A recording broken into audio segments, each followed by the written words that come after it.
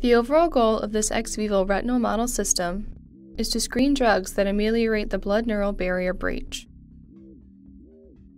This method can answer several key questions in the field of neurodegenerative diseases, like what are the early events and how can we screen for drugs that can help treat those patients. The main advantage of this technique is that it is low cost, easy to use, fast, and adaptable.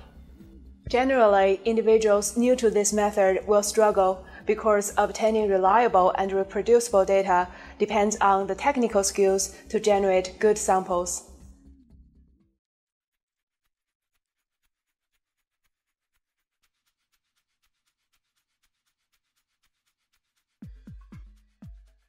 Fresh swine retinas obtained from a commercial source are used here.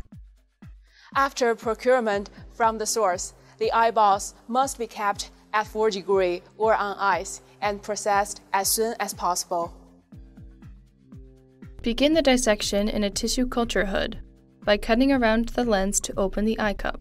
Then, using a brush, gently remove the vitreous humor without pulling on the retina. Use a brush to gently detach the retina from the cut edge to expose the optic disc. Sever the optic nerve with a razor and release the retina.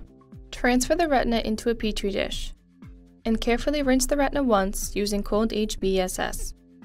Place the sample in HBSS on ice. Next, use a razor to cut the retina in half symmetrically. When treatments are required, one half of the retina is treated, while the other half of the same retina must be processed to set the baseline and to correct for the animal variations.